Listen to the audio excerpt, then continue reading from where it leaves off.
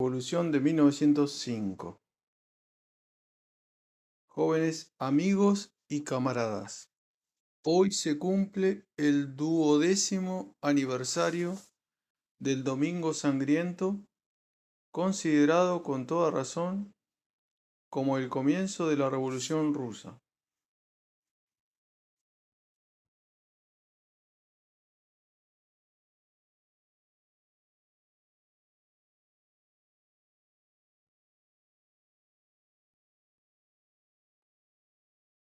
Millares de obreros, no socialdemócratas, sino súbditos fieles, temerosos de Dios, dirigidos por el cura Agapón, afluyeron al centro desde todos los rincones de la capital a la plaza frente al Palacio de Invierno para entregar una petición al zar.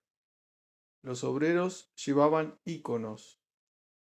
Su jefe de entonces, Gapón, en carta al zar, le había garantizado su seguridad personal y pedido que apareciera ante el pueblo. Fueron llamadas las tropas. Ulanos y cosacos se lanzaron sobre la multitud con los sables desenvainados, hicieron fuego contra los obreros desarmados que de rodillas suplicaban a los cosacos que les permitieran ver al zar. Según el informe de la policía, hubo ese día más de 1000 muertos y más de 2000 heridos. La indignación de los obreros era indescriptible. Este, en líneas generales, es el cuadro del 22 de enero de 1905, el Domingo Sangriento. Para que comprendan ustedes mejor la significación histórica de este acontecimiento, leeré algunos pasajes de la petición de los obreros. Comienza con estas palabras. Nosotros, obreros habitantes de Petersburgo, acudimos a ti. Somos esclavos desgraciados, escarnecidos y aplastados por el despotismo y la tiranía. Colmada nuestra paciencia, dejamos el trabajo y rogamos a nuestros amos nos diesen solo aquello sin lo cual la vida es una tortura. Mas esto nos fue negado. Para los patrones todo es ilegal.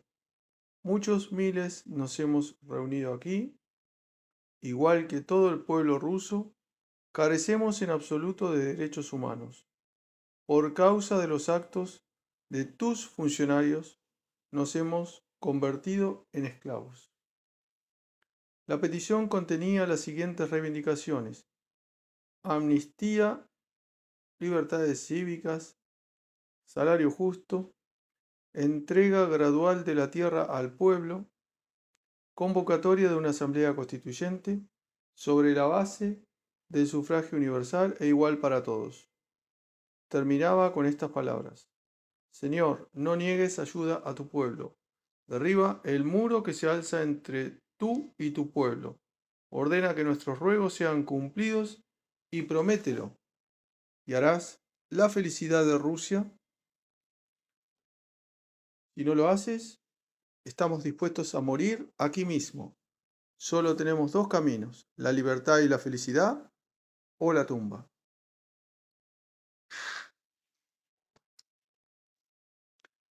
Al leer ahora esta petición de obreros ignorantes, analfabetos, dirigidos por un sacerdote patriarcal, experimentamos un sentimiento extraño. Involuntariamente comparamos esa ingenua petición con las actuales resoluciones de paz de los socialpacifistas, los supuestos socialistas que en realidad son charlatanes burgueses.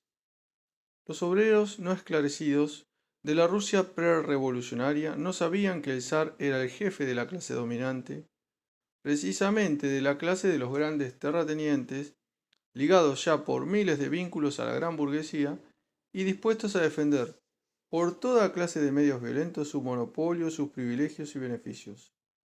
Los socialpacifistas de hoy, que, no es broma, pretenden ser personas muy cultas, No comprenden que esperar una paz democrática de los gobiernos burgueses, que libran una guerra imperialista rapaz, es tan tonto como era creer que con peticiones pacifistas se induciría al sangriento zar a otorgar reformas democráticas. Pese a todo, hay una gran diferencia entre ambos hechos. Los socialpacifistas de hoy son en gran medida hipócritas que, mediante amables exhortaciones, tratan de desviar al pueblo de la lucha revolucionaria, mientras que los obreros ignorantes de la Rusia prerevolucionaria demostraron con hechos que eran hombres sinceros que por vez primera despertaban a la conciencia política. Y es en este despertar de inmensas masas populares a la conciencia política y a la lucha revolucionaria donde estriba la significación histórica del 22 de enero de 1905. 2 días antes del Domingo Sangriento, el señor Piotr Struve, entonces dirigente de los liberales rusos, editor en el extranjero de un órgano periodista ilegal no censurado, escribía: en Rusia no hay todavía un pueblo revolucionario. Tan absurda le parecía a este cultísimo, arrogante y en extremo necio dirigente de los reformistas burgueses la idea de que en un país campesino analfabeto pudiera surgir un pueblo revolucionario. Tan profundamente convencidos estaban los reformistas de entonces, como lo están los de ahora, de que una verdadera revolución era imposible. Antes del 22 de enero, o 9 de enero según el antiguo calendario, de 1905, el Partido Revolucionario de Rusia consistía en un pequeño grupo de personas y los reformistas de entonces, exactamente como los reformistas de hoy, en son de burla nos llamaban secta. Varios centenares de organizadores revolucionarios, varios miles de miembros de las organizaciones locales, media docena de periódicos revolucionarios que no aparecían más que de una vez al mes, que se editaban sobre todo en el extranjero y que entraban a Rusia de contrabando, venciendo dificultades increíbles y a costa de muchos sacrificios. Eso eran en Rusia, antes del 22 de enero de 1905, los partidos revolucionarios y la socialdemocracia revolucionaria en particular. Esta circunstancia daba a los mezquinos y altivos reformistas el derecho formal de afirmar que en Rusia aún no había un pueblo revolucionario. En pocos meses, sin embargo, el panorama cambió por completo.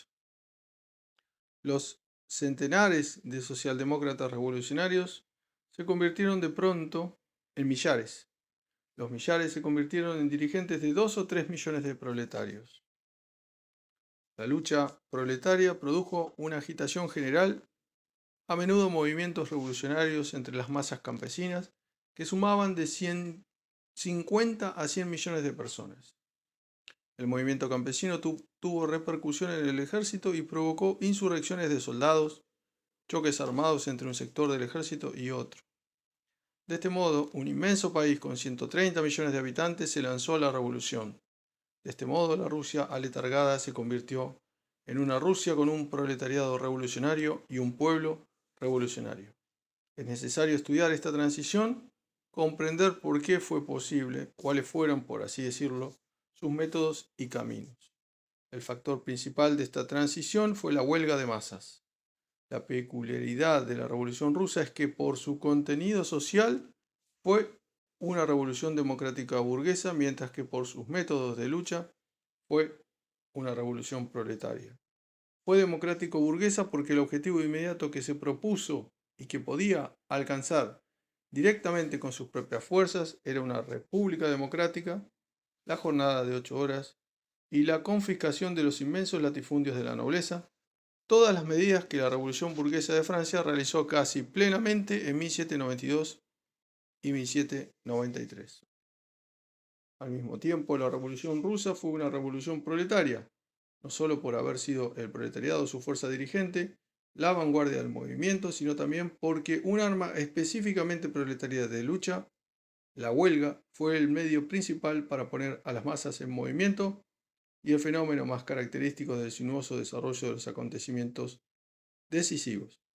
La Revolución Rusa fue la primera gran revolución en la historia, aunque sin duda no la última, en la que la huelga política de masas desempeñó un papel de extraordinaria importancia. Se puede incluso afirmar que es imposible comprender los acontecimientos de la Revolución Rusa y la sucesión de sus formas políticas sin un estudio de la estadística de las huelgas, a fin de descubrir el fondo de esos acontecimientos y de esa sucesión de formas. Sé muy bien que los áridos datos estadísticos son poco apropiados para una conferencia y es probable que aburran a los oyentes. Sin embargo, no puedo dejar de citar algunas cifras para que puedan ustedes apreciar la base objetiva real de todo el movimiento.